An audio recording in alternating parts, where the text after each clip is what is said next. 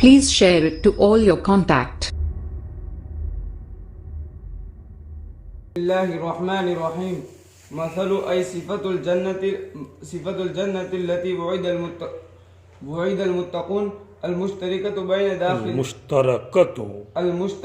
بين داخلها مبتدأ خبره فيها أنهار من ماء غير آسن بالمد والقصر كزارب وحزير أي غير متغير بخلاف ماء الدنيا فيتغير لعارض وأنهار من لبن لم يتغير طعمه بخلاف لبن الدنيا لخروجه من الزروع وأنهار من خمر لذيذة للشاربين بخلاف خمر الدنيا فإنها كريهة عند الشرب وأنهار من عسل مصفى بخلاف عسل الدنيا فإنه بخروج من بطون النحل يخالطه الشمع وغيره ولهم فيها أصناف من كل الثمرات ومغفرة من ربهم فهو راض عنهم مع إحسانه إليهم بما ذكر بخلاف سيد العبيد في الدنيا فإنه قد يكون مع إحسانه إليهم ساخطا عليهم كمن هو خالد في النار خبر مبتدأ مقدر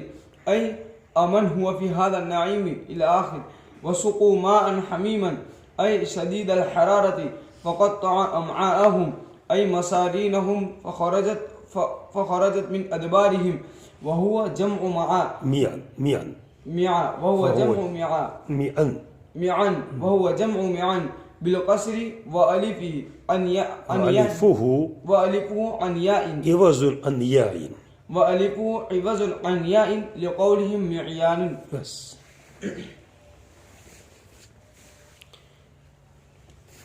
تو اوپر ایمان اور اعمال صالحہ والوں کے لیے جنت کا ذکر کیا گیا ہے. اللہ تعالیٰ کو جنات میں باغات میں داخل کریں گے کہ جس کے نیچے سے نہریں جاری ہوگی، جس کے نیچے سے نہریں جاری ہوگی، اس کے سامنے سے نہریں جاری ہوگی. جیسے آج کل ہوٹل وغیرہ پر جو ہے بناتے ہیں نا، حوض بناتے ہیں، ایسے لوگ بناتے ہیں، پانی کا اچھا منظر دکھاتے ہیں تاکہ لوگ اس کی طرف مائل ہو، ایسا کرتے ہیں، نہر ادھر ادھر چلاتے ہیں، پانی چلاتے ہیں. تو اللہ تعالیٰ وہاں بھی جنت کے سامنے سے کیا چل رہی ہوگی؟ نہریں. اب آگے آیت میں نہروں کی صفت بیان کی جا رہی. وہ نہریں کون سی ہوگی، وہ نہریں کس چیز کی ہوگی اور کیسی صاف شفاف ہوگی، ان نہروں کا تذکرہ کرتے اللہ تعالیٰ. مگر کن کو ملے گی نہریں؟ ایمان اور اعمال صالحہ والے. مثل الجنت التی، مثل کا معنی کیا؟ صفت. یہ مثل سے کوئی کسی کو کسی چیز سے تشبیہ نہیں دینا ہے، مراد مثل کا معنی کیا ہے؟ صفت. اس جنت کی صفت، اس جنت کی صفت کہ جس کا متقین سے وعدہ کیا گیا ہے. اس جنت کی کیفیت، اس جنت کی صفت کہ جس کا متقین سے وعدہ کیا گیا ہے. المشترکۃ بین داخلیہ، وہ جنت پہ داخل ہونے والوں کے درمیان مشترک ہوگی. متقین جتنے بھی ہوگی، ایمان والا کوئی بھی ہے، وہ سب کے سب کیا ہے؟ متقی. تقویٰ کے درجات ہے.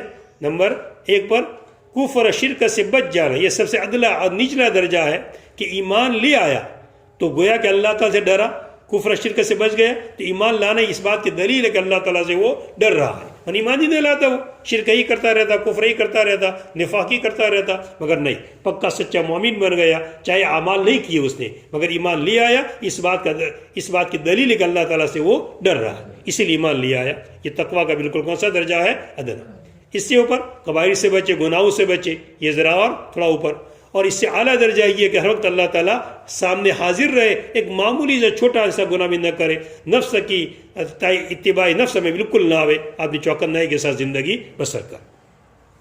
تو یہ جنت ایسی ہے جو تمام متقین کے درمیان، تمام مؤمنین کے درمیان مشترک. جنت سب کو ملے گی. جنت کوئی بھی ایمان والا، نچلے درجے والا، بالکل ایک دم ایسا ایک ہی دفعہ زندگی میں کلمہ پڑھا ہے مگر ایمان لیا آیا ہے، وہ اللہ تعالیٰ کو مان لیا ہے، توحید کو اقرار کر لیا ہے، عقائد کو اپنے صحیح کر لیا ہے، چاہے پوری زندگی میں ایک نماز بھی نہیں پڑھی ہے، ایک روزہ بھی نہیں رکھا ہے، مگر عقائد بالکل اس نے کیسے رکھے ہیں؟ صحیح رکھے ہے. اور صحیح عقائد کو بچاتے ہوئے، ایمان کی حفاظت کرتے ہوئے اللہ تعالیٰ کے پاس وہ پہنچ گیا ہے. یہ ایمان لایا بھی اور ایمان کو آخر تک کیا اس نے رکھا؟ محفوظ بھی رکھا. یہ اعتبار کس کا ہوگا؟ آخری گھڑی کا کہ آخری گھڑی پر کیا پوزیشن میں تھا وہ. اگر آخری گھڑی میں شرک اور کفر کی پوزیشن میں چلا گیا ہے تو پھر ایسے ایمان کا اعتبار نہیں ہے. اور آخری گھڑی میں ایمان والی پوزیشن کے اندر ہے وہ, چاہے پہلے کچھ بھی کرتا تھا, اگر آخری گھڑی کے اندر موت سے پہلے صحیح راستے پر آ گیا ہے تو اس کا ایمان معتبر ہو جائے گا. تو یہ ایسی جنت ہے جو سب کے درمیان مشترک, سب کو جنت ملے گی. ہاں, اب اعمال جیسے اونچے درجے ہوں گے ایسا جنت میں درجات کا فرق پڑے گا. فیہا مثل الجنت مبتدا اور اس کی خبر فیہا نہار, اس جنت کی کیفیت, اس جنت کی مثال کہ جس کا متقین سے وعدہ کیا گیا ہے اس کے اندر نہر ہے, اس کے اندر نہر. فیہا نار مبتدا ہے, کیا مبتدا ہے؟ مثل الجنت, اور اس کی خبر فیہا نہار, اس کی خبر فیہا نار.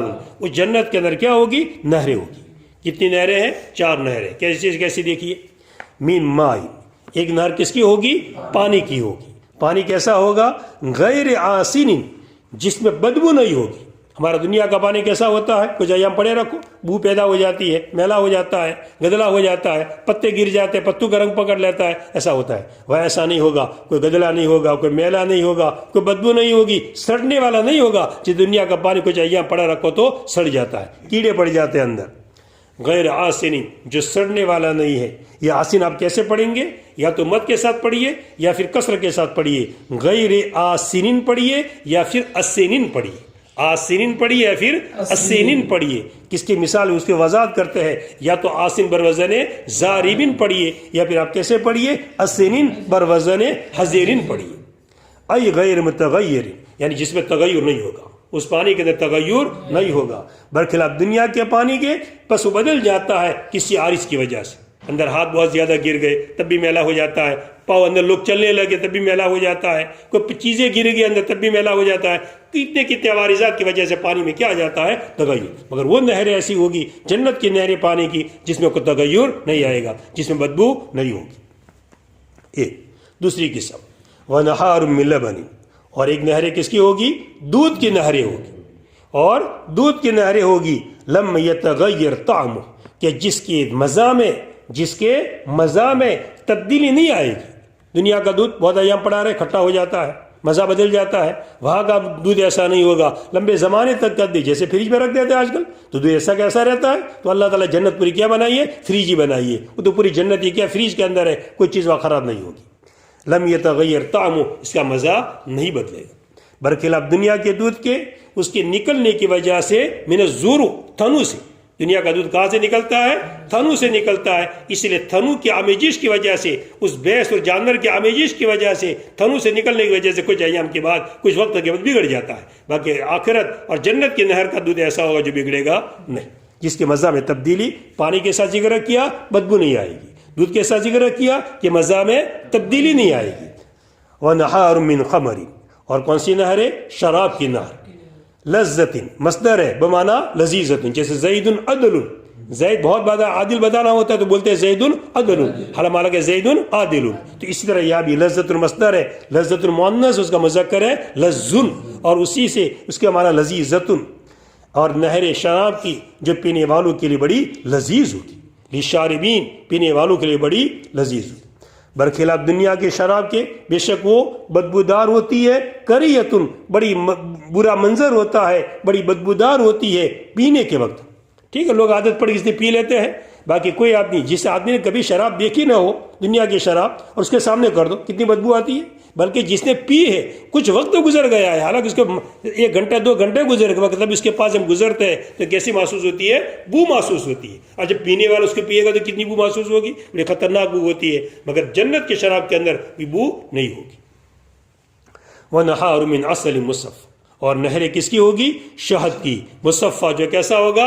صاف شفاف, جس کو مشین کے ذریعے سے بالکل اندر گدلا پن, اندر بیکار, جیسے فلٹر کر دیتے ہیں نا پانی کو, فلٹر. شہد کو بھی کیا کیا جاتا ہے؟ فلٹر کیا جاتا ہے. جیسا فلٹر کیا ہوا بہترین شہد ہوگا. مصفہ, جو صاف شفاف ہوگا.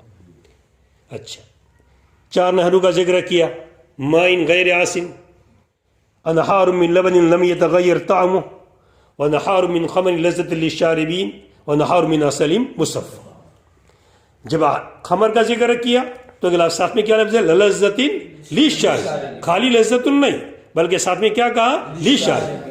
اور جب کہ دودھ کا ذکر کیا تھا لم یتغیر طعمہ, اور للطائمین نہیں کہا. لم يتغیر طعم بس للطائمین نہیں کہا، اور جب اصل مصفیٰ کا ذکر کیا تو للناظرین نہیں کہا، مگر جب انہار من خمر کا ذکر آیا تو کیا لفظ بڑھایا؟ للشاربین، پینے والوں کے لیے، اس لیے کہ لذت پینے والوں کے لیے، تمام پینے والے جتنے بھی پینے والے ہیں سب کو پینے کا کیا لگے گا؟ لذیذ، اچھا لگے گا۔ ایک ہے لذت، ایک ہے طعم، اور ایک ہے رنگ۔ اس کا رنگ کا تعلق کس کے ساتھ ہے؟ دیکھنے کے ساتھ۔ اب اگر پانی گدلا ہے یا شہد گدلا ہے، کیسا خراب ہے، تو ہر دیکھنے والے کو دیکھے گا، کوئی فرق نہیں پڑے گا کہ بعد دیکھنے والے اچھا کہیں، بعد دیکھنے والے کیا کہے؟ خراب کہے۔ ایسے طعم، مزہ، یہ ایسی چیز ہے کہ ہر جو بھی چکھے گا کہہ دے گا کھٹا ہے، میٹھا ہے، پھیکا ہے، جو بھی ہے کہہ دے گا، کوئی فرق نہیں پڑے گا کہ بعض تو میٹھا کہے اور بعض کیا کہے؟ نہیں تو کھٹا ہے۔ ایسا تھوڑا ہوتا ہے، سبھی ایک ہی بات کہیں گے۔ مگر لذت کا مسئلہ ایسا ہے کہ اس میں فرق پڑتا ہے۔ ایک آدمی پانی پیتا بڑا لذیذ لگا مجھے، کہتا ہے دوسرا مجھے اچھا نہیں لگا، تو لذت کا فرق پڑتا ہے۔ اس نے کیا لفظ بڑھا دیا؟ للشاربین، تمام پینے والوں کو کیا لگے گا؟ وہ لذیذ، کوئی فرق نہیں پڑے گا۔ کوئی یوں کہہ دے لچھی پی، اچھی نہیں لگی، اور دوسرا بہت بڑی تعریف کرتا ہے، ایک ہوٹل پر کھانے جاتا ہے، بہت تڑیا تعریف کرتا ہے، بڑھیا مزہ آتا ہے وہاں کھانے کا اندر، اور ایک کہتا ہے مجھے تو کبھی اچھا ہی نہیں لگتا ہے، کبھی ہوٹل کو دیکھتا بھی نہیں ہوں، ایک ایسا بولتا ہے۔ اس لیے یہ لفظ کیا بڑھایا؟ لشار، تمام پینے والوں کو کیا معلوم ہوگا؟ وہ لذیذ معلوم ہوگا۔ ایسے نہروں کے اندر سے پانی پینے کے لیے ملے گا، شہد پینے کے لیے ملے گا، یہ نہریں ہوگی، اور یہ نہریں پوری جنت میں بہ رہی ہوگی، تمام جگہ، چاہے نچلے درجے کا ہے کہ اعلیٰ درجے کا ہے، یہ پوری جنت کے اندر بہ رہی ہوگی اور سب اسے فائدہ اٹھائیں گے۔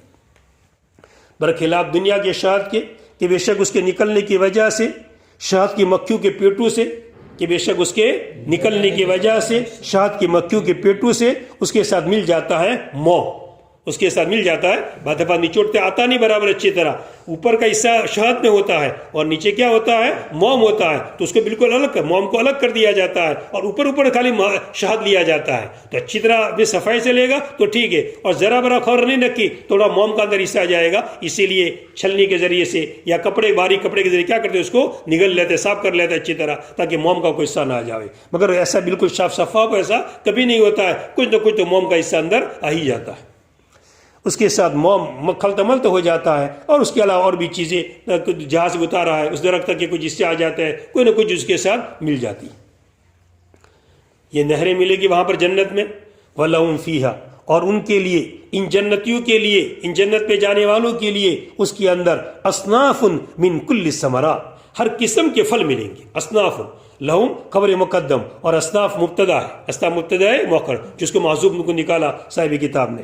اور ان کے لیے اس کے اندر جنت کے اندر قسم، اصناف، قسم کے ہر طرح کے من کل ثمرات، تمام پھلوں میں سے قسمیں ہوگی، تمام پھلوں میں سے سیب بھی ہوں گے، آم بھی ہوں گے، چیکو بھی ہوں گے، پتہ نہیں کیسے کیسے ہوں گے، مگر یہ مشابہت خالی کس کے اندر ہے؟ نام کے اندر، وہاں کا لذت الگ، وہاں کے ذائقہ الگ، اور یہاں کی لذت وہاں کا ذائقہ الگ، باقی نام ایک جیسے ہوں گے۔ یا بھی ہم چیکو کہیں گے، وہاں بھی چیکو گے، مگر چیکو کھائیں گے تو بہت بڑا فرق پڑے گا، یا بھی سے وہاں بھی سے، تو ہر قسم کے کیا ملیں گے؟ پھل ملیں گے۔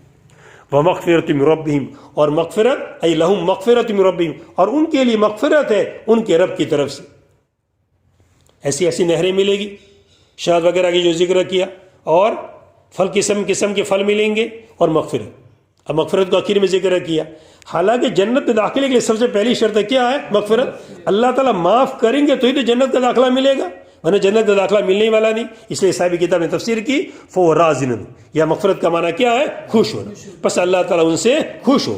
جنت پہ جانے کے بعد معاف تو پہلے ہی سے کر دیا، تبھی تو جنت کا داخلہ ملا ہے، ورنہ تو جنت کا داخلہ کبھی ملتا ہی نہیں۔ مگر وہاں جانے کے بعد اللہ تعالیٰ کیا رہیں گے؟ خوش رہیں گے، بہت بڑی نعمت اللہ تعالیٰ کی۔ سب پھلے، بعد دفعہ ایسا ہوتا ہے آدمی اچھا کھلاتا مگر ناراض ہوتا ہے، میاں بیوی کے کبھی ایسا ہوتا ہے شوہر اچھی چیزیں لا کر دیتا ہے مگر شوہر ناراض ہوتا ہے، تو بیوی کو اچھا نہیں لگتی، کتنا ہی اچھا کھلایا جائے مگر بیوی کو اچھا نہیں لگتا ہے کہ تم تو مجھ سے ناراض ہو، اور کیا اچھی چیزیں دے کر کیا فائدہ۔ باپ بیٹے سے ناراض ہے، گھر میں اچھی چیزیں لا کر کیا کر دیتا ہے مگر باپ ناراض پھرتا ہے، اچھا نہیں لگ رہا ہے اس کو، تو بیٹے تھوڑے خوش ہوں گے کہ ابا تم کتنی بھی نعمتیں لا کر گھر میں دو مگر کہ تم تو ناراض ہو، تم سے خوش تم ہم سے خوش نہیں ہو، یہ اچھا نہیں لگتا ہے۔ تو اللہ تعالیٰ فرماتے ہیں اللہ تعالیٰ یہ نعمتیں بھی دیں گے اور ان سے اللہ تعالیٰ کیا رہیں گے؟ خوش رہیں گے، یہ بہت بڑی چیز ہے۔ فَهُوَ رَاضٍ، پس اللہ تعالیٰ ان سے کیا رہیں گے؟ راضی رہیں گے۔ مَعَ احسان علم، احسان اللہ تعالیٰ کی ان کی طرف احسان کرنے کے باوجود ان چیزوں سے جس کا اوپر تذکرہ کیا گیا۔ برخلاف بندوں کے غلاموں کے سردار دنیا میں جو ہوتے ہیں، غلام ہوتے ہیں، ان کے سردار ہوتے ہیں، کھلاتے پلاتے ہیں. برخلاف غلاموں کے سردار دنیا کے اندر وہ کبھی ایسا ہوتا ہے ان کی طرف اپنے احسان کرنے کے ساتھ ان پر ناراض ہوتے ہیں. کبھی ایسا ہوتا ہے اپنے احسان کرنے کے ساتھ، اس سید کے احسان کرنے کے ساتھ ان کی طرف، غلاموں کی طرف ان کے اوپر وہ غلاموں کے اوپر وہ ناراض ہو. اچھا سا کھلاتا رہتا ہے، کپڑے بھی اچھے دیتا ہے، مگر دل سے کیا رہتا ہے؟ وہ ناراض. وہاں پر ایسا نہیں ہوگا. اللہ تعالیٰ کیا ہوں گے؟ خوش ہوں گے اس سے. کمن ہوا خالد فی النار، ایک تو یہ شخص جس کا اوپر تذکرہ کیا گیا، جو ایسی نہروں کے اندر ہوگا، ایسے باغات کے اندر ہوگا، اللہ تعالیٰ اس سے خوش ہوں گے. کیا یہ شخص اس شخص کی طرح ہو سکتا ہے؟ کمن اس شخص کی طرح ہو سکتا ہے کہ وہ جہنم کے اندر ہمیشہ ہمیشہ رہنے والا ہے. کمن و خالدن، یہ خبر ہے مبتدے مقدر کی، یہ خبر ہے مبتدے مقدر کیا یہ ہے عبارت جو نکالی، یعنی مبتدے مقدر کیا یہ ہے امن ہوا فی ہاد النعیم، کیا وہ شخص جو ان نعمتوں کے اندر ہے، امن کیا وہ شخص جو کہ وہ ان نعمتوں کے اندر ہے، کمن اس شخص کی طرح ہو سکتا ہے جو ہمیشہ میں جہنم میں رہنے والا ہے. وَسُقُوا مَاءً حَمِيمًا، اور پلایا جائے گا، سُقُوا مَاءً حَمِيمًا، اور پلایا جائے گا گرم کھولتا ہوا پانی، ای شدید الحرارہ، بڑا سخت گرم پانی پلایا جائے گا. کمن و خالد فی النار، خالد کیا لائے؟ واحد من کی لفظ کو دیکھتے ہوئے، اور سکو کون سا لائے؟ جمع من کے معنی کو دیکھ کر کے، بار بار لفظ آتا ہے. وہ سکو، اور پلایا جائے گا سخت گرم پانی، بڑا سخت گرم پانی. فقط معاہم، پس ان کی آنتوں کو کاٹ دے گا. اتنا سخت پانی ہوگا جب پیٹ میں جائے گا تو کیا ہو جائے گی؟ آنتیں کٹ جائے گی، اور کٹ کٹ کے دبر سے نیچے والے حصے سے پاخانے کے راستے سے نکل جائے گی. ایسا سیکتا کھولتا ہوا گرم پانی ملے گا. فقط معاہم، پس ان کی آنتیں کٹ جائے گی. ای مسارینہم، اما کا ترجمہ کیا، کیا ماں کی کیا مراد ہے؟ ای مسارینہم، ان کی آنتیں، مسارین یہ جمع ہے مسران کی، مسران یہ بھی جمع ہے، اور اس کا واحد مسیر واحد، اس کی جمع مسران، اور اس کی جمع مسارین. جیسے رغیف کی جمع کیا آتی ہے؟ رغفان. رغیف چپاتی کو کیا ہے؟ اس کی جمع آتی ہے رغفان. ایسے مسیر کی جمع مسران، اور مسران کی جمع الجمع مساری. تو مسیر کی جمع الجمع یہ مساری، یعنی ان کی آنتیں پس نکلے گی ان کے دبر سے، ان کے پچھلے والے راستے سے پس نکل جائے گی آنتیں ان کے پچھلے والے حصے سے. اور یہ اما جو لفظ ہے اس کے تحقیق کر رہے ہیں، اور اما کس کی جمع ہے؟ میان کی جمع ہے. میان آپ کیسے پڑھیں گے؟ کسر کے ساتھ پڑھیں گے. میاں یعنی الف کے ساتھ پڑھیں گے، کسر کے ساتھ پڑھیں گے. اور اس کا جو الف آخر میں ہے میاں، یہ جو آخر میں جو کیا ہے؟ الف ہے. یہ الف یا کا عوض، یہ واو کا عوض نہیں ہے، بلکہ کس کا عوض ہے؟ یا کا عوض ہے. یہ کیسے پتا چلا آپ کو کہ یا کا عوض ہے؟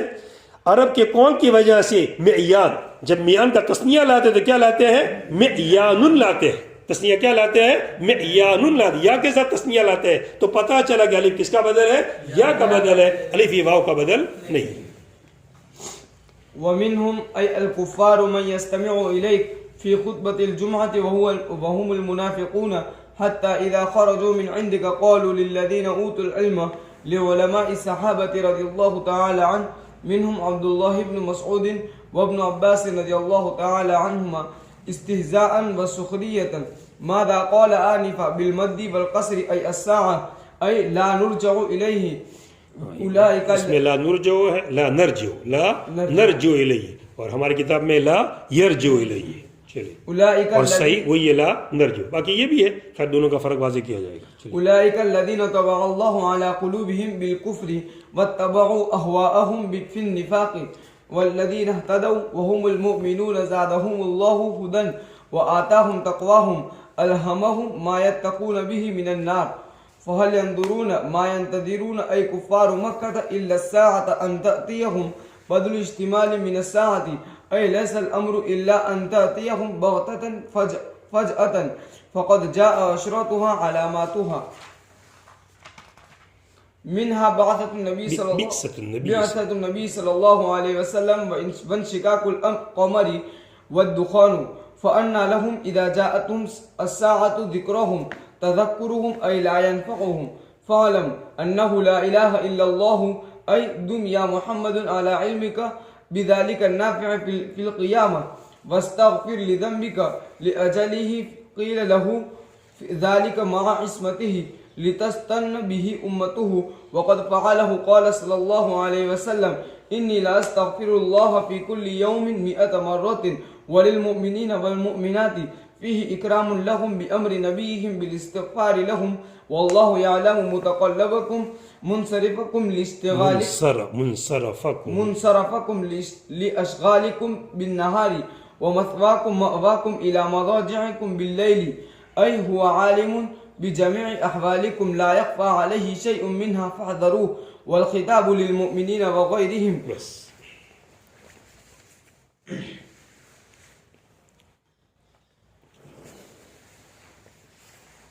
اوپر کی آیتوں کے اندر کچھ آیتوں میں کفاروں کا ذکر کیا گیا، کچھ آیتوں کے اندر مومنین کا، پھر مومنین کے بدلے کا بھی ذکر کیا گیا تفصیل کے ساتھ، جنت ملے گی اور جنت کیسی کیسی ہوگی پورا، اور مد مقابل کفاروں کا ذکر مختصراً کر دیا گیا کہ ان کو سخت گاری کھولتا اور گرم پانی پلایا جائے گا کہ جس سے ان کی سباتیں نکل جائے گی.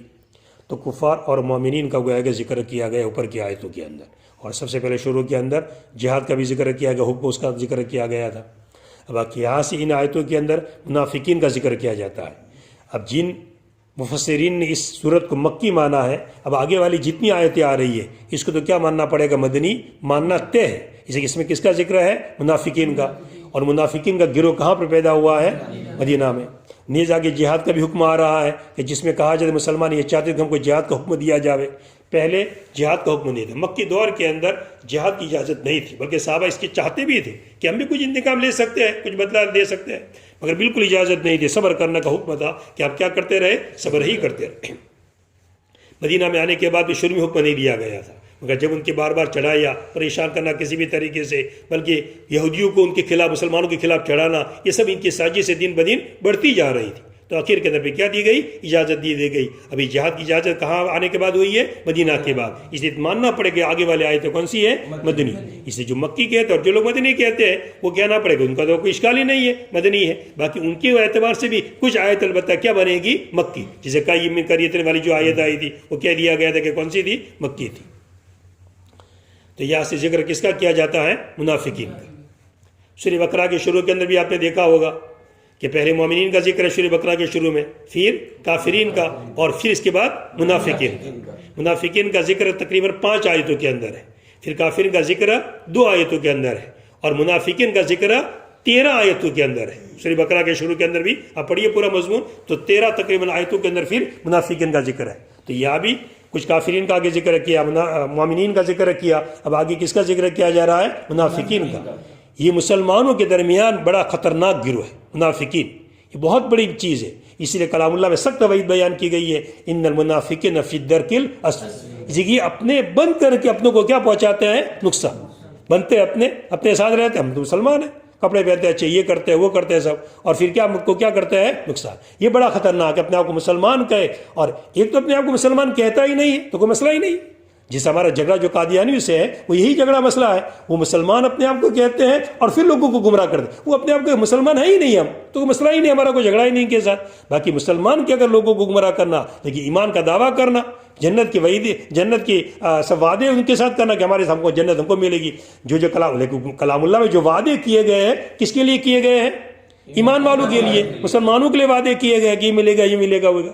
اب پھر وہ اپنے آپ کو جنت مسلمان کہے تو مطلب یہ کہ اپنے آپ کو ان وعدوں کا کیا بناتا ہے؟ مستحق بناتا ہے کہ میں بھی ان وعدوں کا کیا مستحق ہوں، حالانکہ حقیقت میں وہ ایمان والا نہیں. اس لیے منافقین بڑا خطرناک گروہ ہوتا ہے. جزا اب ایک نفاق اعتقادی جو حضور کے زمانے میں ہوتا تھا وہ تو حضور ہی جان سکتے ہیں، آپ کو وہی آتی تھی. باقی اس زمانے میں نفاق اعتقادی پہچانا تو بڑا مشکل. باقی احادیث کے اندر نفاق کی علامتیں ذکر کی گئی، جیسے کہا گیا کہ جب بھی بات چیت کرے تو کیا بولے؟ وہ جھوٹ بولے، گالم گلوچ کرے، امانت کے اندر کیا کرے؟ وہ خیانت کرے. یہ کچھ علامتیں احادیث میں ذکر کی گئی ہے جسے پتہ چلتا ہے کہ فلاں شخص کس کے اندر سے. اب اس کی زندگی کو دیکھو، اس کے معاملات کیسے ہیں، اس کی بول چال کیسی ہے، لوگوں کے رہن سہن کیسی ہے، خیانت ہے کہ نہیں ہے. اگر یہ علامتیں پائی جاتی ہے تو ایسے شخص سے ہمیں کیا رہنا چاہیے؟ چوکنا رہنا چاہیے، بچنا چاہیے ایسے شخص. ومنہم، اور ان میں سے یعنی کفاروں کے اندر سے جو منافقین کا گروہ ہے، اور ان میں سے کفار وہ چاہے نام کی مسلمان ہے، باقی حقیقت میں کس کے اندر سے؟ وہ کفاروں ہی کے اندر سے. اور ان میں سے یعنی کفاروں کے اندر سے من یستمع الیک، جو آپ کی طرف کان لگا کے سنتے ہیں. من یستمع الیک، جو آپ کی طرف کان لگا، دکھتا ایسا ہے کہ وہاں بہت توجہ کے ساتھ سن رہا ہے، برابر آنکھیں کھول رہا ہے. جس بچے بعد عرصے میں ہوتے ہیں نا، دھیان کیسا آنکھیں کھول کے دیکھیں گے کہ واہ پورے دماغ اس کی، میری بات پوری اس کے دماغ میں بھی اتر رہی ہے ڈائریکٹ، ایسا لگ رہا ہے. اور دماغ کہیں نہیں، پتہ نہ کہاں گم رہا ہو، ہمیں کیا پتا کہ کہاں گم رہا ہے، مگر حضور تو جانتے تھے سب تو کیا ہو رہا ہے سب. من یستمع الیک، جو آپ کی طرف کان لگا کے سنتے ہیں. فی خطبۃ الجمعہ، جمعہ کے خطبے میں، دیکھیے لفظ آ گیا جمعہ کے خطبے میں، اور جمعہ کہاں پر فرض ہوا ہے؟ مدینہ میں آنے کے بعد، لہذا آیت بالکل مدینہ ہونا کیا ہے؟ طے. جمعہ کے خطبے کے اندر. اور وہ کون ہوتے تھے؟ منافقین ہوتے تھے. حتی اذا خرجوا من عندک، یہاں تک کہ جب یہ لوگ، یہ منافقین آپ کے پاس سے نکل جاتے تھے، آپ کے پاس آئے، کہ آپ کی مسجد میں ہر طرح کے لوگ آتے تھے، مومنین بھی آتے تھے اور منافقین کو آنا پڑتا تھا باقاعدہ. کیوں؟ اپنے اسلام کو ظاہر کرنے کے لیے. اگر جائیں گے نہیں آپ کے پاس، کبھی لوگ سمجھ جائیں گے ایمان والا کہاں ہے، یہ تو مومنین حضور کے پاس کبھی آتا ہی نہیں ہے. تو اپنا ایمان ظاہر کرنے کے لیے، لوگوں کو بھی دکھلانے کے لیے کہ ہم بھی تمہارے ساتھ ہیں. یہاں تک کہ جب وہ آپ کے پاس سے نکل جاتے تھے، جیسے بعض ہوتے ہیں منافقین ایسے ہمارے اندر بھی، جو ہماری میٹنگوں میں، ہمارے جلسوں میں کیا ہوتے رہتے ہیں، شریک ہوتے رہتے ہیں، اور پھر پورا ہماری ریکارڈنگ پوری باتیں ادھر ادھر پہنچا دیتے ہیں، ٹیپ کر دیتے باتیں، اور پھر ادھر ادھر ہماری باتوں کو کیا کر دیتے ہیں، پہنچا دیتے ہیں. ایسے لوگوں سے بڑا چوکنا رہنا ضروری ہے. یہاں تک کہ جب وہ نکل جاتے ہیں من عندک آپ کے پاس سے، تو کہتے ہیں، کون کہتے ہیں؟ منافقین کہتے ہیں. کس سے کہتے ہیں؟ للذین اوتوا العلم، ان لوگوں سے کہتے ہیں جن کو علم دیا گیا ہے، مراد صحابہ، ان لوگوں سے کہتے ہیں جن کو علم دیا گیا ہے. کیا کہتے ہیں؟ ماذا قال آنفا، حضور نے بھی کیا کہا، حضور نے بھی کیا کہا. وہ پاس میں بیٹھے تھے اور دماغ کیسا، بالکل ایسا لگا رہے تھے گویا کہ توجہ کے ساتھ سنتے ہیں. ابھی بھائی نے اگر صحابہ کو پوچھتے ہیں کیا کہتے ہیں، ابھی حضور نے کیا کہا، یہ کہتے ہیں. کیوں؟ اس بات کو ظاہر کرنے کے لیے ہم نہیں سن رہے تھے، اس بات کو ظاہر کرنے کے لیے ہم سن رہے نہیں تو ایسے خامخواہ بیٹھے تھے، صحابہ کو بتا رہے تھے، استہزاء کرنا، مذاق کرنا. حضور کیا کہہ رہے تھے؟ جیسے کسی آدمی کی دل میں وقت ہو تو ایسا بولتا ہے، حضرت کیا بول رہے تھے، حضرت بہت اونچی اونچی باتیں کر، حالانکہ سن کے آیا ہے مگر پھر بھی ایسا بھائی نکل کر کہتا ہے حضرت بہت اونچی باتیں کر رہے تھے، ہمارے دماغ میں نہیں اتر رہی تھی. یہ منافقین کا گروہ. اور آج کل بھی ایسے لوگ ہوتے ہیں جن کو استاد سے عقیدت نہیں ہوتی ہے، سامنے تو بیٹھے رہتے بیچارے ایک مجبوری کی وجہ سے، مگر باہر نکل اپنے ساتھیوں سے کیا کرتے ہیں، ایسا مذاق کرتے ہیں، واہ آج تو حضرت بہت وجد میں آ گئے تھے، آج تو واہ پتہ نہیں کیا باتیں سب کیا ڈالی، ایسا کرتے ہیں. حالانکہ وہ تعریف کرنے کے لیے نہیں کہتا ہے، وہ کیا کرنے کے لیے کہتا ہے، ہاں سب جانتے ہیں کہ لوگ کیسی کیسی باتیں کرتے ہیں. قالوا، تو یہ منافقین کہتے ہیں، آپ کو نہیں کہہ رہا میں، ایسے ہوتے ہیں دنیا میں لوگ، آپ تو ماشاءاللہ بہت مخلصین کی جماعت میں ایسے.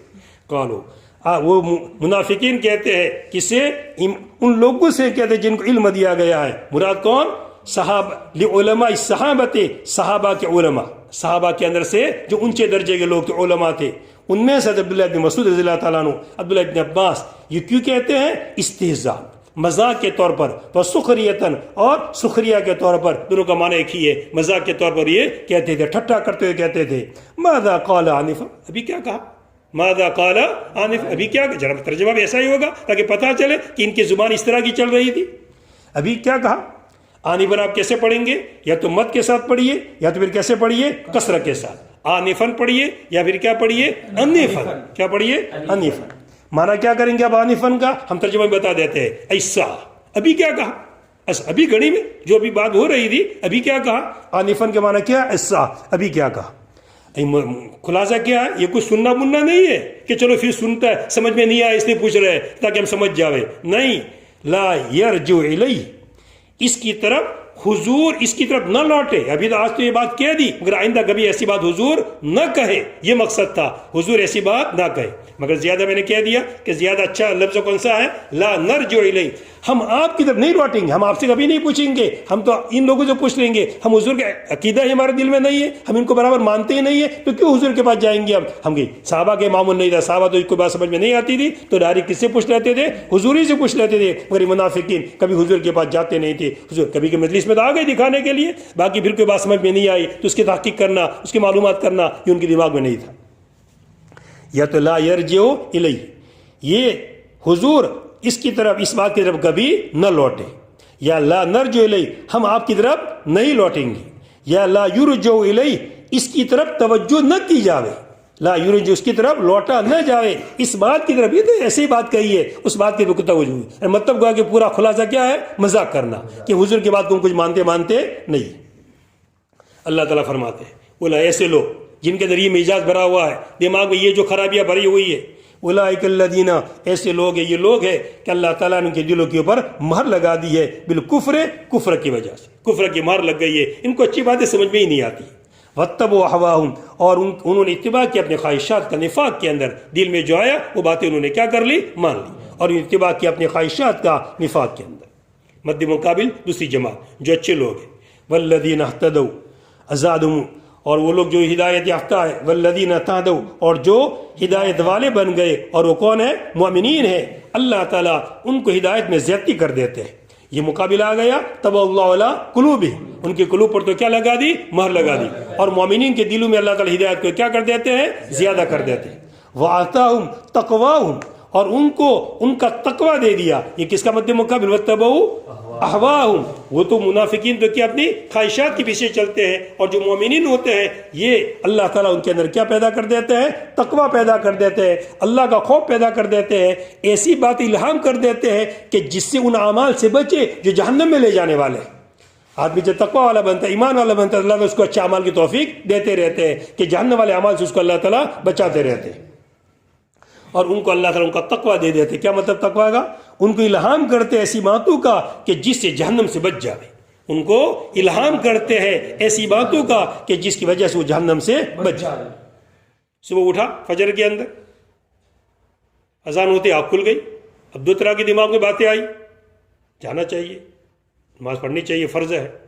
دماغ میں پھر یہ بھی آیا کہ ذرا میں تھکا ہوا ہوں، آج تو بہت رات کو دیر سے نیند آئی تھی، چلے گا بعد میں پڑھ لیا کریں گے۔ اب یہ دو تقاضے آئے، تو جو پکا مومن ہوگا تقوی والا، اس کو وہ پہلے والا غالب آ جائے گا اور سیدھا مسجد کے اندر وہ چلا جائے گا، اور جو کمزور قسم کا ہوگا اس کے دوسری بات غالب آ جائے گی، اور وہ کیا ہو رہے گا، پڑھا رہے گا۔ ہر ایک مسلمان جو بھی ہوتا ہے، جب بھی کام کرنے کا موقع آتا ہے تو باتیں کیا ہوتی ہے، ٹکراتی ہے۔ درس میں چلنے کا گھر سے موقع آتا ہے، دو باتیں ٹکراتی ہیں، سر دکھتا ہے تھوڑا سا، تو ایسا لگتا ہے تو نہیں جانا ہے۔ دوسری بات ہے نہیں بھی جانا چاہیے، بڑے قیمتی فائدہ ہوتا ہے، اللہ تعالیٰ کی باتیں سننے ملے گی، قرآن کی باتیں سننے ملے گی، بڑا فائدہ ہوگا، جانا چاہیے۔ یہ دو باتیں ٹکرائے گی۔ اب دیکھو اس وقت کس کو وہ راجے قرار دیتا ہے اور کس کی بات مانتا ہے۔ اگر اس بات کو مان لی، جیسے مولانا مسعود اللہ حضرت ہمارے فرماتے تھے کہ دل میں کھٹکا آنا یہ اللہ کا مہمان ہے، اگر اس کی قدر کر لے گا آدمی تو کھٹکے آتے رہیں گے۔ مسجد میں داخل ہوا اور اس نے کون سا پاؤں رکھ دیا، بایاں پاؤں۔ جیسے بایاں پاؤں رکھے گا اس کے دل میں یقیناً کھٹکا آئے گا، مومن ہے، کھٹکا آئے گا کہ میں نے کیا غلط کیا۔ یہ کھٹکا آنا طے ہے، چاہے 20% آوے چاہے 50% آوے، مگر کچھ نہ کچھ کھٹکا اس کے دل میں آئے گا۔ اب یہ کھٹکا آیا اس کے دل میں، اب اس نے کھٹکے پر توجہ دی یا نہیں دی، دو شکلیں، یا تو کھٹکے پر سے توجہ دی، اچھا میں نے کیا بھول کی، چلو واپس باہر نکلا، اور پھر دہنا پاؤں رکھا مسجد کے اندر اور دہنے پاؤں کے ساتھ گیا ہوں۔ تو یہ کھٹکے کی اس الہام کی جو اللہ نے اس کے دل میں ڈالا، اس کی قدر کی، تو ایسے موقع پر اللہ تعالیٰ الہام کرتے رہیں گے۔ یہ علم ہوں، ان کو اللہ تعالیٰ کیا کرتے ہیں، الہام کرتے ہیں۔ مگر وہ گیا اس کھٹکے کے دل میں چلو کہ آج تو چلے گئے، ابھی کون واپس جاتا ہے، چلو دیکھیں گے۔ اس کھٹکے، اس مہمان جو اللہ کا مہمان اس کے دل میں آیا، اس کی قدر نہیں کی، تو آئندہ پھر آہستہ آہستہ کھٹکے آنا کیا ہو جائیں گے، بند ہو جائیں گے۔ پھر وہ مہر و تباہ والا مسئلہ پیش آئے گا کہ دلوں پر کیا لگ جائے گی، مہر لگ جائے گی، اور مہر کا نتیجہ کیا ہوگا، اچھی چیزیں بری لگے گی اور بری چیزیں کیا لگے گی، اچھی لگے گی۔ ایسا ہو جائے، بالکل عکس ہو جاتا ہے۔ ہم کو پڑھنا اچھا لگتا ہے اور بازو کو یہ کیا پتا، مولانا چھٹی ہے پڑھاتے ہیں اور مدرسے بند ہے، نہیں پڑھانا چاہیے ان کو، خامخواہ کیوں ایسا کرتے ہیں۔ بازو کو ایسا دماغ میں آتا ہے کہ خامخواہ ہم کو حیران کرتے ہیں پڑھتے بلا ضرورت۔ تو ہر ایک کی طبیعتیں ہوتی ہے کہ اچھی چیزیں ان کو بری نظر آتی ہے اور بری چیزیں کیا ہے، یہ تباہ کا نتیجہ ہوتا ہے۔ پھر وہ کتنا بھی سمجھاؤ، وہ تو اچھا سمجھنے کے لیے تیار ہی نہیں ہوتا ہے، اس کو بری چیزیں کیا لگتی ہے، اچھی لگتی ہے۔ جس آج کل رشوت کا دور ہے، اور رشوت کا نام بھی کیا کر دیا، بدل دیا ہے، کیا کر دیا، ویوہار تو ہم بڑھو پڑے، ایسا بولتے ہیں نا، ویوہار رکھنا پڑے، یعنی رشوت حرام، بھرشٹاچار غلط، اور اس کو کس سے تعبیر کرتے ہیں، ویوہار کیا کریں گے، ویوہار ہے یہ بالکل غلط اور حرام۔ میں تنخواہیں مل رہی ہے حکومت کے ذریعے سے، تمہیں کام کرنا ہے، اور پھر اوپر سے یہ چیزیں سب۔ فَلْيَنْظُرُونَ، تو ان کو اللہ تعالیٰ الہام کرتے ہیں ایسی چیزوں کا جس سے وہ جہنم سے کیا کرتے ہیں، بچتے ہیں۔ فَلْيَنْظُرُونَ، پس یہ لوگ منافقین کفار مکہ، پس یہ صرف منتظر ہے، پس حل اس کا معنی کیا ما، یہ حل کون سا ہے، نافیہ، پس وہ انتظار نہیں کرتے ہیں، یعنی کفار مکہ انتظار نہیں کرتے مگر قیامت کا۔ ان کے اعمال سے، ان کی باتوں سے ایسا لگتا ہے کہ کس کے منتظر ہے، بس قیامت۔ یہ سدھرنے والے کتنا بھی سمجھاؤ کبھی سدھرے نہیں گے. یہ کب سدھریں گے؟ جب منظر غیب کی چیزیں سامنے آ جائے گی اور قیامت سامنے آ جائے گی. مگر پھر ایمان سے کیا فائدہ؟ جب قیامت سامنے آ گئی، موت کا منظر سامنے آ گیا، اب کوئی ایمان سے فائدہ نہیں ہونے والا ہے. وہ صرف قیامت کے منتظر ہے، وہ انتظار نہیں کرتے یعنی کفار مکہ، مگر قیامت کا. انتاتیہ، یہ انتاتیہ بدل استعمال ہے کس سے؟ ساعت سے، یعنی یہ کہ قیامت ان کے پاس آ جائے، یہ کہ قیامت ان کے پاس آئے، یہ بدل استعمال ہے من الساعة سے. ای لیس الامر الا ان تاتیم وقتتن، نہیں ہے معاملہ مگر یہ کہ ان کے پاس قیامت اچانک آئے. وقتتن کا معنی کیا؟ فجتن، کہ اچانک قیامت ان کے پاس آ جاوے، تب جا کر سدھریں گے، اور اس وقت سدھرنا کام آئے گا نہیں. فقط جاء اشراطہ، اللہ تعالیٰ فرماتے ہیں پر تحقیق کے قیامت کی علامتیں آ چکی ہیں. یہ قیامت کا انتظار کر رہا ہے تو ذرا سوچے تو صحیح، قیامت کی علامتیں آ چکی ہیں. کیا علامتیں؟ ایک علامت سغرا اور ایک علامت کبرا.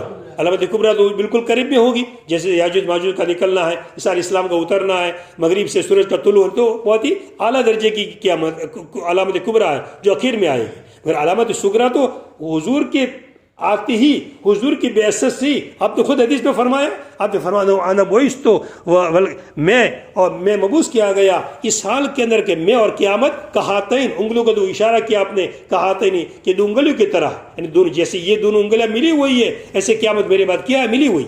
ایک نبوت کا سلسلہ چلا آ رہا تھا اور مجھے کیا بنایا گیا؟ خاتم النبیین بنایا گیا، آخری نبی بنا دیا گیا. نبوت کے سلسلے کو کیا کر دیا گیا؟ ختم کر دیا گیا. اب گویا کہ دنیا کا دور بالکل آخری آ چکا ہے. یا یہ کہ یہ دو انگلیوں کا اپنی مشابہت جیسے ملی ہوئی ہے، یا یہ کہ جیسے یہ تھوڑی اونچی ہے اور یہ تھوڑی کیا ہے؟ نیچی ہے. ایک انگلی بڑی ہے اور انگلی نیچی ہے، تو جیسے یہ تھوڑی بڑی ہے تو تھوڑا میں پہلے آ گیا ہوں، میں تھوڑا اور یہ انگلی ذرا نیچے ہے تو قیامت تھوڑی میرے بعد آنے والی ہے. ایسے انشقاق کی کمر کے بارے میں کہا گیا اقتربت الساعۃ وانشق القمر، کہ قیامت قریب آ چکی ہے اور انشقاق کمر. یہ ایک نیا مسئلہ سامنے پیش آ گیا کہ چاند کے کیا دو ٹکڑے ہو گئے. جیسے سورج کہاں سے طلوع ہوگا؟ مغرب سے. ایک عجیب مسئلہ پیش آئے گا، تو یہ بھی ایک عجیب مسئلہ کہ چاند کے باقاعدہ ٹکڑے ہو گئے. اس بات کی علامت ہے، علامت سغرا ہے کہ قیامت کیا آ چکی ہے؟ قریب آ چکی ہے.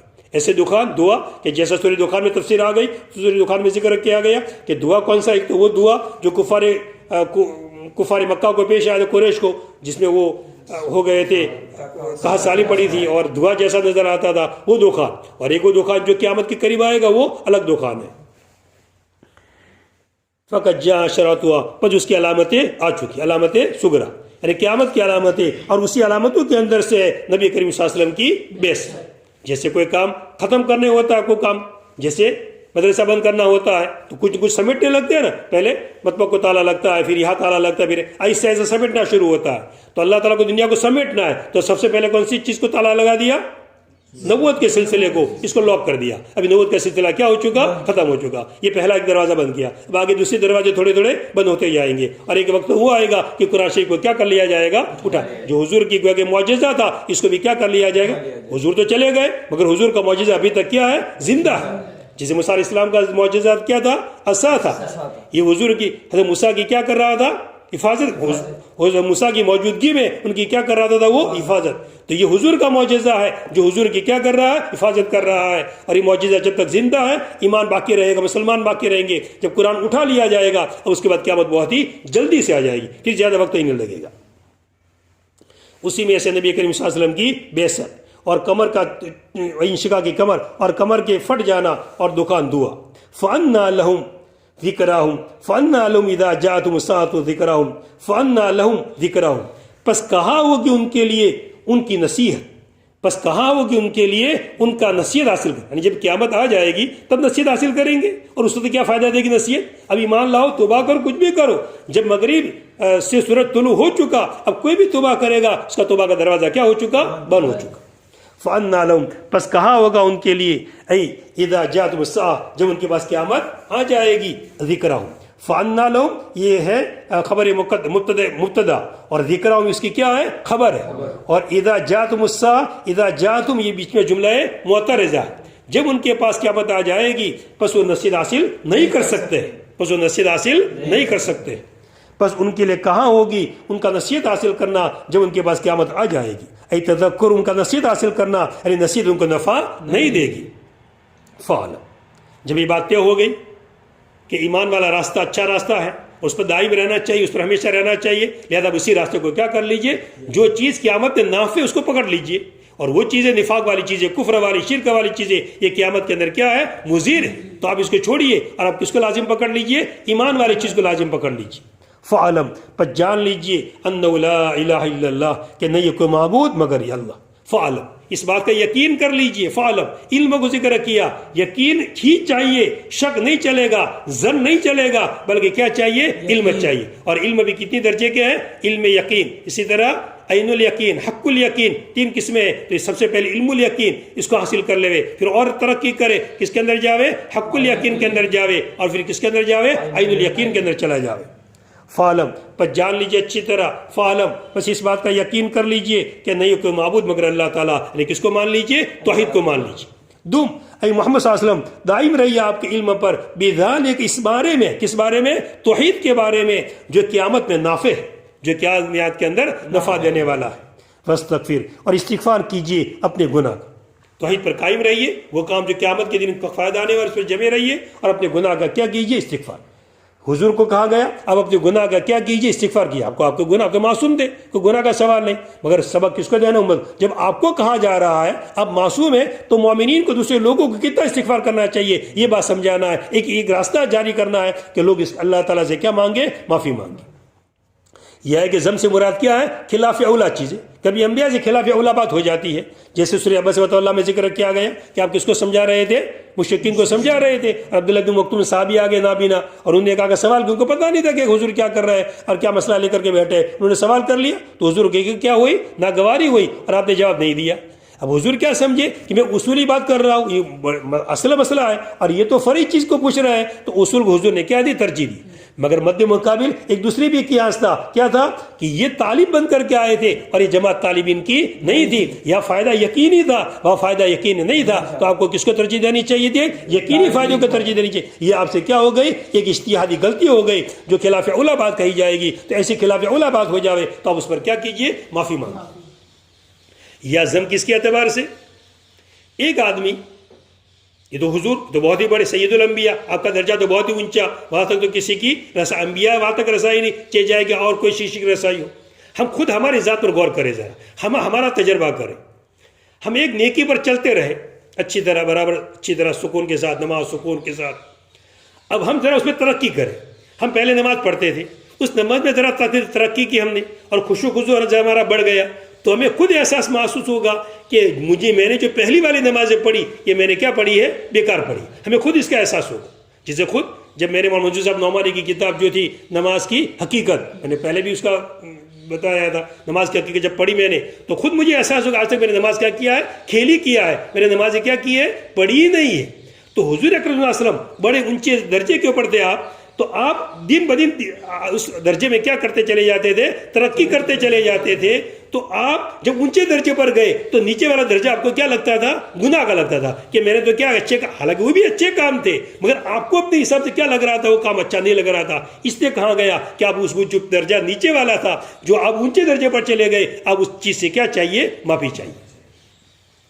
فاستغفر لذنبک، اور آپ، مگر یہ کب ہوگا، جب آدمی نیکی میں کیا کرتا چلا جائے گا، ترقی. تو یہ نظر آئے گا، مگر نیکی میں ترقی نہیں کرے گا تو پھر تو الٹا نظر آئے گا. پھر فاستغفر لذنبک، الٹا بھی سمجھ لینا کس کو کہتے ہیں. فاستغفر لذنبک، اور اپنے گناہ کے لیے کیا کیجئے، معافی مانگیے. ای لاجلہ، اپنے گناہ کی وجہ سے. قیل لہ ذالک، یہ آپ کو بات کیوں کہی گئی، حالانکہ آپ تو کیا تھے، معصوم تھے. آپ کو یہ بات کہی گئی آپ کے معصوم ہونے کے باوجود، تاکہ اس کا راستہ پڑ جائے اپنی امت کے لیے، تاکہ اس کا طریقہ چل پڑے، تاکہ اس کی سنت جاری ہو جائے اپنی امت کے لیے. کہ لوگ جب حضور کو کہا گیا تو ہمیں تو بطریقہ والا کام کرنا چاہیے، ہمیں روزانہ کیا کرنا، استغفار پڑھنا چاہیے، اللہ تعالیٰ کے سامنے کیا مانگنی چاہیے، معافی، استغفار پڑھے. خود حضور فرماتے ہیں، اور حضور خود ایسا کرتے تھے کہ فرمایا نبی کریم صلی اللہ علیہ وسلم نے، میں اللہ تعالیٰ سے معافی چاہتا ہوں روزانہ 100 مرتبہ. تو آپ خود معصوم ہونے کے باوجود دن میں کتنی دفعہ استغفار پڑھتے تھے، 100 دفعہ پڑھتے تھے. تو ہمیں 100 کیا، بلکہ ہم کو تو کتنی دفعہ پڑھنا چاہیے، 1000 دفعہ. ہم تو رات دن کس میں پڑے رہتے ہیں، گناہوں میں. ہماری تو عبادتیں بھی کیا بنتی رہتی ہے، گناہ بنتی رہتی ہے. وللمؤمنین والمؤمنات، اور استغفار کیجئے مسلمان مردوں کی اور مسلمان عورتوں کی. آپ کو کہا جا رہا ہے اپنے گناہ سے استغفار کیجئے، اور کس کے لیے، مسلمان مردوں کے لیے اور مسلمان عورتوں کے لیے. کتنا امت محمدیہ کی کرام کے حضور کو کہا جا رہا ہے کہ آپ مومنین کے لیے کیا کیجئے، استغفار کیجئے. اور مومنین کے لیے اور مومنات کے لیے اس میں اکرام ہے امت کے لیے اپنے نبی کے حکم کی وجہ سے ان کے لیے استغفار کرنے کا، ان کے لیے امت کے لیے استغفار کرنے کا۔ اور اللہ تعالیٰ جانتے ہیں تمہارے متکلب کو اور تمہارے مسوا کو، اور اللہ تعالیٰ جانتے ہیں متکلب تمہارے آنے جانے کو تمہاری مشغولی کے لیے دین کے اندر، اور اللہ تعالیٰ جانتے تمہارے آنے جانے کو، متکلب کو معنی کیا منصرفکم، تمہارا آنا جانا، لاشتغالکم، تمہارے مشغول ہونے کی وجہ سے دین کے اندر۔ آدمی گھر پر رہتا ہے اور دن میں کس کے لیے جاتا ہے؟ وہ کام کے لیے، یہاں سے کارخانے گیا، مدرسے گیا، کہیں بھی گیا، تو یہ جو دین میں آنا جانا جو عارضی ہے اس کو بھی اللہ تعالیٰ جانتے ہیں۔ وَمَثْوَاكُمْ، اور تمہارا ٹھکانہ، جہاں تم گھر پر آ جاؤ گے، اپنے ٹھکانے پر پہنچ جاؤ گے، تو تمہارا دائمی قیام بھی اللہ تعالیٰ جانتے ہیں اور عارضی قیام بھی جانتے ہیں۔ یا مراد متکلبکم سے کیا ہے؟ اسلاب باپو کی سلبو سے ماں کے رحم میں جانا جو وقتی طور پر ہوتا ہے، اس کو بھی اللہ تعالیٰ جانتے ہیں، اور پھر رحم مادہ سے نکل دنیا میں رہنا اور پھر قبر کے اندر رہنا، اس کو بھی اللہ تعالیٰ جانتے ہیں۔ یعنی خلاصہ کیا ہے؟ تمام چیزوں کو اللہ تعالیٰ جانتے ہیں۔ اور تمہارا ٹھکانہ الی مجازیکم، تمہارے خوابگاہوں کی طرف رات کے اندر، اس کو بھی اللہ تعالیٰ جانتے ہیں۔ خلاصہ کیا ہے؟ یعنی خلاصہ یہ ہے کہ اللہ تعالیٰ جاننے والے تمہارے تمام احوال کو، اس پر کوئی چیز مخفی نہیں ہے، منہا ان احوال کے اندر سے، فاضرو، بس تم اللہ تعالیٰ سے بچو۔ اور یہ جو کہا گیا اللہ تعالیٰ جانتے ہیں متکلبکم، یہ خطاب مومنین کو بھی ہے اور غیر مومنین کو بھی ہے۔ مومنین کو خطاب ہے تاکہ ان کے درجے میں کیا ہوتی رہے؟ ترقی ہوتے رہے، اور غیر مومنین کو بھی خطاب کیا جا رہا ہے کہ اے کفارو، اے مشرکو، اے منافقو، جان لو کہ تم جو جو حرکتیں کرتے ہو یہ سب غلط باتیں اللہ تعالیٰ کیا کرتے ہیں؟ جانتے ہیں۔ تو حساب کتاب کو دینا پڑے گا، تم حساب کتاب سے چھوٹوں گے نہیں۔ تو وَيَقُولُ الَّذِينَ آمَنُوا طَلَبًا لِلْجِهَادِ لَوْلَا هَلَّا نزلت سورة فيها ذكر الجهاد فإذا أنزلت سورة محكمة أي لم ينسخ منها شيء وذكر فيها القتال أي طلبوه رأيت الذين في قلوبهم مرض أي شك وهم المنافقون ينظرون إليك نظر المغشي عليه من الموت خوفا منه وكراهة له أي فهم يخافون من القتال ويكرهونه فأولى لهم مبتدأ خبره طاعة وقول معروف أي حسن لك فإذا عزم الأمر أي فرز القتال فلو صدقوا الله أي فرز القتال فلو صدقوا الله في الإيمان والطاعة لكان خيرا لهم وجملة لو جواب إذا فهل عسيتم بكسر السين وفتحها وفيه التفات عن الغيبة إلى الخطاب أي لعلكم إن توليتم أعرضتم عن الإيمان أن تفسدوا في الأرض وتقطعوا أرحامكم أن تعودوا إلى أمر الجاهلية من البغي والقتال چلو أولئك أي المفسدون الذين لعنهم فأصمهم عن استماع الحق وأعمى أبصارهم عن طريق الهداية أفلا يتدبرون القرآن فيعرفون الحق أم بل على قلوب لهم أقفالها فلا يفهمون۔ تو ذکر کس کا چل رہا تھا؟ منافقین کا ذکر چل رہا تھا، اور بیچ میں فرق واضح کرنے کے لیے کچھ ہدایت والوں کا بھی ذکر کر دیا مد مقابل تاکہ بات سامنے آ جاوے۔ منافقین کی یہ صفت ہے کہ استہزاء کرنا، مذاق کرنا، دل سے ایمان لائے نہیں ہے۔ ایمان لاوے دل سے تو پھر آدمی حقیقت کو سمجھے، اور حقیقت کو سمجھنے والے نہیں۔ اسی طرح جہاد کا مسئلہ کہ پہلے جب تک جہاد کی فرضیت نہیں ہوتی تھی تو جیسے مسلمان کہتے تھے کہ جہاد فرض ہو جائے تو بہت ہی اچھی چیز ہے، ایسے منافقین بھی چاہتے تھے۔ منافقین بھی کہنا پڑتا تھا ان کے ساتھ ساتھ، مسلمانوں کے ساتھ ساتھ بولنا پڑتا تھا کہ جہاد فرض ہو جائے تو کیا چیز ہے اچھی۔ مگر جب جہاد فرض ہو گیا تو جو اللہ کے راستے میں اپنی جان قربان کرنے والے تھے، پکی ایمان والے تھے، وہ تو خوشی خوشی تیار۔ حضور نے جب بھی کہا غزوہ بدر کا موقع آیا چلے گئے، غزوہ احد کا موقع آیا چلے گئے، غزوہ احزاب کا موقع آیا چلے گئے۔ وہ منافقین ایسے تھے کہ کیا کرتے تھے؟ وہ جی چراتے تھے، جڑے جڑے بہانے کرتے تھے، کس طرح چھٹنے کا موقع مل جاوے۔ تو یہ لوگ ہیں کہ جو منافقین ہیں جو جہاد میں جانے سے کیا کرتے ہیں؟ جی چرا، ان کو اچھا نہیں لگ رہا ہے، وہ تو یوں سمجھتے ہیں کہ ہم کیا ہو جائیں گے؟ مر جائیں گے۔ حالانکہ جہاد میں جانے سے کوئی مرنا کوئی یقین نہیں ہے، موت ہوگی تو گھر پر بھی آنے والی ہے اور جہاد کے میدان کے اندر بھی آنے والی ہے۔ اور یقول الذین آمنوا، اور ایمان والے کہتے ہیں جہاد کو طلب کرتے ہوئے، اور ایمان والے کہتے ہیں جہاد کو طلب، یعنی جہاد کا حکم آ جاوے، اور ایمان والے کہتے ہیں جہاد کو طلب کرتے ہوئے لولا ای حلا، کیوں کوئی صورت نازل نہیں کی جاتی ہے، کیوں کوئی صورت نازل نہیں کی جاتی ہے جس میں جہاد کا ذکر ہو۔ کہ پہلے مدینہ میں آنے سے پہلے مکی دور کے اندر کتنی آیتیں ایسی نازل ہوئی تھی جس میں جہاد سے روکا گیا تھا، مارنے سے روکا گیا تھا. کس کا حکم دیا گیا تھا؟ فصبر، اب کیا کرتے رہیے؟ صبر کرتے رہیے. اور امت کو بھی اسی کا حکم دیا گیا تھا کہ تم کیا کرتے، چاہے وہ لوگ مارے کچھ بھی کرے مگر کیا کرتے رہو؟ صبر کرتے رہو. اس لیے ان کی چاہت تھی کہ یہ حکم بڑا مسئلہ ہے، ہم بھی کچھ نکام لے، بدلا لے، اس لیے بار بار ان کی چاہت ہوتی تھی کہ کوئی صورت نازل کی جائے جس میں جہاد کا حکم ہو. فَإِذَا أُنزِلَ سُورَةٌ مُحْكَمَةٌ، پر جب کہ ایک صورت نازل کر دی گئی، یہ حکم مراد صورت سے حکم، پر جب کہ صورت نازل کر دی گئی محکمۃ، جو حکم کیسا ہے؟ محکم ہے، جو منسوخ ہونے والا نہیں ہے. جہاد کو فرض کیا گیا اور بار بار فرض کیا گیا اور ایسا فرض کیا گیا جو کبھی منسوخ ہونے والا نہیں ہے، بلکہ آپ نے کہہ دیا الجہاد ماضٍ الی یوم القیامہ، اب کبھی منسوخ نہیں ہونے والا ہے. اور جہاد کب تک چلتا رہے گا؟ جہاد کا مقصد کیا ہوتا ہے؟ دنیا میں امن و امان پیدا کرنا. اب دیکھیے حضور کا زمانہ اور اس کے پہلے کا دور، زمانی جاہلیت کو دیکھو، آپس کے اندر سب کیا کرتے رہتے تھے؟ لڑتے رہتے تھے، کوئی امن و امان نہیں تھا، سب مارتے تھے، دوڑتے تھے، سب کرتے تھے. جب حضور کا زمانہ آ گیا اور اسلام کو ترقی ہو گئی تو دنیا میں کیا پھیل گیا؟ امن و امان پھیل گیا. حضرت عمر کے زمانے کے اندر دیکھیے کیسی ترقی ہو گئی تھی اور لوگ کیسے امن و امان کے اندر رہتے تھے کہ حتیٰ کہ بچہ جو گھر میں پیدا ہوتا تھا اس کا وظیفہ بھی کیا کر دیا جاتا تھا؟ جاری کر دیا جاتا، اور تمام لوگوں کو پورے وظیفے کیا ہوتے رہتے تھے؟ پہنچتے رہتے تھے. عثمان کے زمانے کے اندر دیکھیے، عمر کے زمانے کے اندر دیکھیے کہ لوگ کیسے اطمینان کرتے، ایک عورت اکیلی سفر کرے اور کہیں سے کہیں چلی جائے کوئی اس میں خطرہ نہیں ہوتا تھا. تو جہاد کا مقصد کیا ہوتا ہے؟ آج کل جو امن و امان دنیا میں قائم نہیں ہے، اس کی وجہ یہی ہے کہ جہاد کیا ہو چکا ہے؟ بند ہو چکا ہے. اگر آج بھی جہاد کو جاری کیا جائے تو دنیا جہاد کا مقصد ہی کیا ہوتا ہے؟ امن و امان کو کیا کرنا؟ قائم کرنا، لوٹ مار کو ختم کرنا، رشوت کو ختم کرنا، غلط باتوں کو ختم کرنا، زناکاری کو ختم کرنا، چوریوں کو ختم کرنا، ڈکیتی کو ختم کرنا. جہاد کا مقصد کیا ہوتا ہے؟ یہ ہوتا ہے کہ جس میں جب کہ نازل کی فَإِذَا أُنزِلَتْ، جب کہ نازل کی گئی ایک صورت محکمۃ، جو کیسی تھی؟ بالکل محکم تھی، کہ جس کے اندر کوئی نسخ نہیں ہے، جس میں کسی چیز کا نسخ نہیں ہے، اور اس میں قتال کا ذکر کیا گیا. اور اس میں اس صورت میں اس آیت کے اندر کس کا ذکر کیا گیا؟ جیسے سب سے پہلے جو آیت جہاد کے بارے میں نازل ہوئی، اذن للذین یقاتلون بأنہم ظلموا، یہ آیت سب سے پہلے جہاد کے حکم کے بارے میں نازل ہوئی کہ ان کو اجازت دے دی گئی کہ جن پر کیا کیا گیا ہے؟ ظلم کیا گیا ہے. اور اس میں قتال کا ذکر کیا گیا، اس کی طلب کہ قتال کیا ہے؟ جہاد کرنا چاہیے. تو جب یہ حکم نازل ہو چکا تو آپ دیکھیں گے ایسے لوگوں کو کہ جن کے دلوں کے اندر مرض ہے. کون سا مرض ہے؟ یعنی شک کا مرض ہے، ایمان ہے ہی نہیں پکا.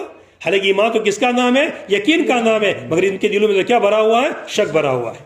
آپ دیکھیں گے ایسے لوگوں کو جن کے دلوں کے اندر مرض ہے، شک ہے، اور وہ کون لوگ ہیں؟ منافقین لوگ ہیں. وہ آپ کی طرف دیکھیں گے جیسے اس شخص کی طرح دیکھنے کی طرح کہ جس پر موت کی بے ہوشی طاری ہو گئی ہو. ینظرون الیکا، وہ آپ کی طرف دیکھیں گے نظر المغشیہ، ایک کا نظر المغشیہ، اس شخص کے دیکھنے کی طرح کہ جس پر موت کی بے ہوشی طاری ہو، جس پر موت کا آثار ظاہر ہو گئے ہو، مرنے کے قریب ہو گئے ہو. وہ ٹک ٹکی باندھ کر کے سیدھا ایک نگاہ سے دیکھتا رہتا ہے. یہ بھی ایسا آپ کی طرف دیکھتے کہ کیا ہوا؟ جہاد فرض ہو گیا، اب تو جہاد میں جانا پڑے گا، مرنا پڑے گا. خوف من، اس سے ڈرتے ہوئے، جہاد سے ڈرتے ہوئے، وکراہیت، اس کو ناپسند کرتے ہوئے، اور اس کو ناپسند کرتے ہوئے. یعنی خلاصہ کیا ہے؟ پس وہ ڈرتے ہیں قتال سے اور اس کو ناپسند کرتے ہیں، اور اس کو ناپسند کرتے. کون؟ منافقین، جو پکے سچے ایمان والے نہیں ہے، وہ اس سے ڈرتے ہیں. فَأَوْلَىٰ لَهُمْ مبتدا، دیکھیے برابر اچھی طرح توجہ دو. فَأَوْلَىٰ لَهُمْ یہ مبتدا ہے، اس کی خبر کیا ہے؟ طاعۃ وقول معروف، طاعۃ وقول معروف. بس ان کے لیے اولا ہے، ان کے لیے بہتر ہے، ان کے لیے بہت ہی اچھی چیز ہے، ان کے لیے اولا ہے طاعت کرنا اور بھلی بات کہنا.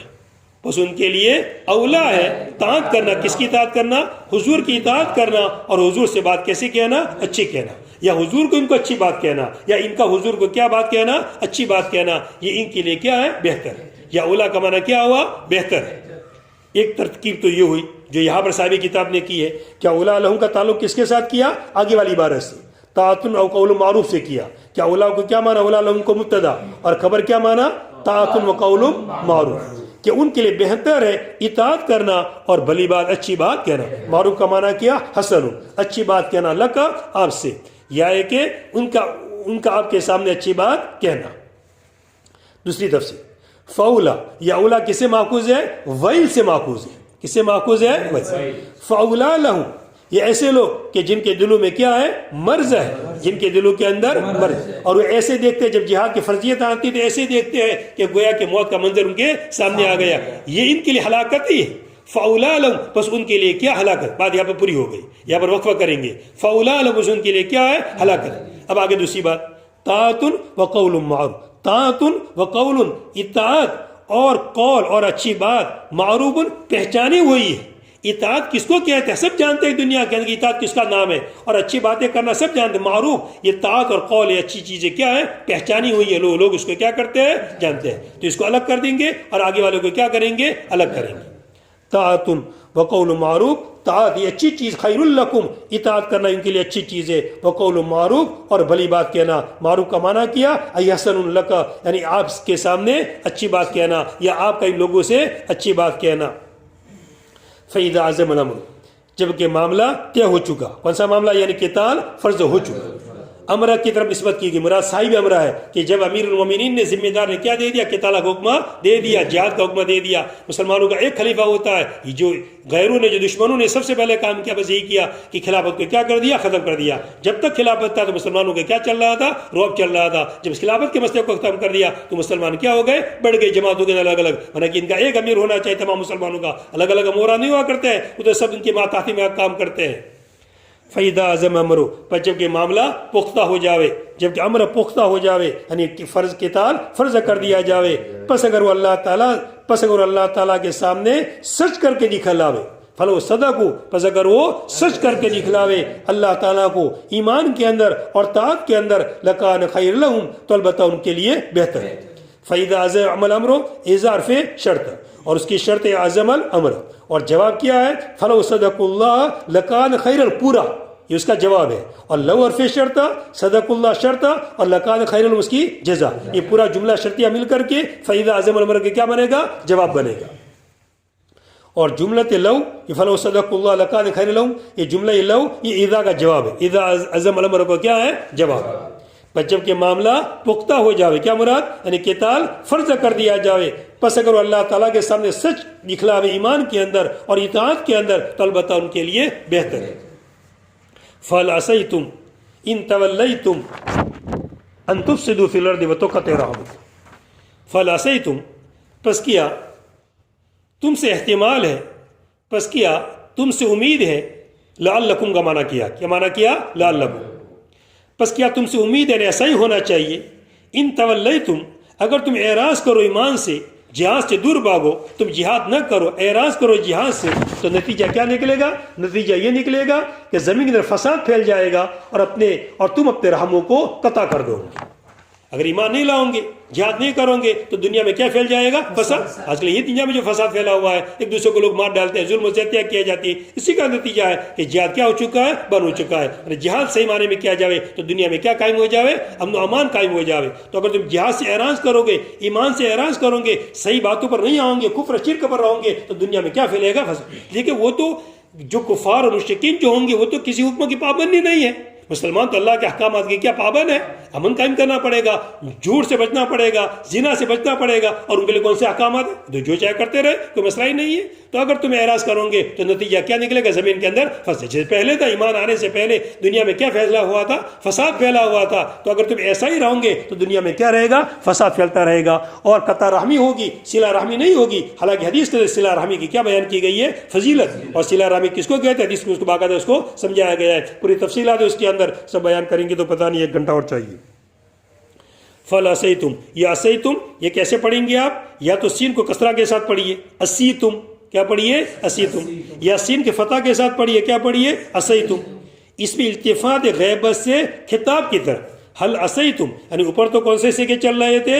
غائب کے سیکے چل رہے تھے. اب سیکا کون سا لایا گیا؟ تنبؤ کرنے کے لیے سیکا خطاب کا لایا گیا. فل عصیتم، عصا فعل مقاربہ میں سے، تم اس کا اسم ہے، تم اس کا کیا ہے؟ اسم ہے. اور انتفسدو یہ اس کی خبر ہے.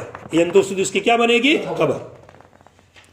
یہ التفات غیبت سے خطاب کی طرف. تو عصیتم کا معنی کیا ہوگا؟ ای لعلکم، احتمال ہے کہ تم، احتمال ہے کہ تم، یعنی ایسا ہونا ہی چاہیے، ایسا ہوگا، ایسا ہوگا. ان تولیتم، اگر تم ایمان سے اعراض کرو، اگر تم ایمان سے اعراض کرو، اگر تم یہ منافقین، تم مشرکین، تمہیں ایمان سے اعراض کرو، ایمان نہ لاؤ، تو نتیجہ کیا نکلے گا؟ یہ کہ زمین میں فساد، ان تفسدوا، کہ تم زمین میں فساد مچاؤ گے اور اپنے رحموں کو تم کاٹ دو گے۔ یہ تو کب مانا ہوا؟ جب تولیتم کا مانا کیا کیا؟ آرزتم۔ اور ایک تولیتم کا مانا دوسرا کیا گیا ہے کہ اگر تم حکومت تم کو دی جاوے، اے منافقو، اگر تم کو حکومت دی جاوے تو تم کیا کرو گے؟ فسادی مچاؤ گے اور قطع رحمی کرو گے۔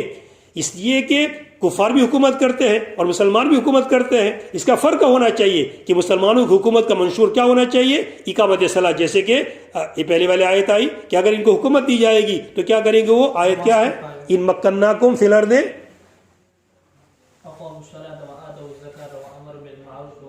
اگر ان کی حکومت دی جائے یہ کام کریں گے، نماز قائم کریں گے، کیا کریں گے؟ وہ زکوٰۃ دیں گے، بڑی بات کا حکم دیں گے اور بری باتوں سے کیا کریں گے؟ روکیں گے۔ اور اگر دوسرے غلط لوگ آئیں گے، اب اگر ایک گاؤں کے اندر ہم اگر اچھا ہمارے اخلاق دکھانا چاہے، پیش کرنا چاہے، تو ایک آدمی میں جیسے سرپنچ وغیرہ ہوتا ہے، مسلمان بھی ہوتا ہے، غیر بھی ہوتا ہے، اگر مسلمان اعتدال کے ساتھ چلے، انصاف کے ساتھ چلے، یہ نہ دیکھے کہ میرے سامنے کس نے کام پیش کیا ہے، کہ مسلمان کام پیش کیا اس کا بھی کام کرے اور غیر ہمارے سامنے کام پیش کرے، ایک ہماری ذمہ داری ہے ایک سرپنچ ہونے کو عہدے کے اوپر ہمارے ہر ایک کا کام کرے، کوئی فرق نہ کرے ہم، تو پتہ چلے کہ مسلمان ایسے عادل ہوا کرتے ہیں۔ اگر ہمیں فلاں اس کا ثبوت پیش کرے تو لوگوں کے سامنے آئے گا کہ مسلمان کیسے عادل ہوتے ہیں۔ یہ تو ہم ہی سرپنچ بنتا ہے، سب سے پہلے اسی کی نماز چلی جاتی ہے، حالانکہ پہلا منشور اقام الصلاۃ، نماز کو کیا کرے؟ وہ قائم کرے۔ تو نمازی کبھی آتا ہی نہیں مسجد کے اندر ہو تو کیا عدل قائم کرے گا وہ؟ تو تولیتم کا معنی دوسرا کیا؟ اگر تم حکومت تمہارے ہاتھ میں جائے، اگر تم کیا بن جاؤ؟ حاکم بن جاؤ۔ مگر یہاں وہ تفسیر نہیں لی ہے۔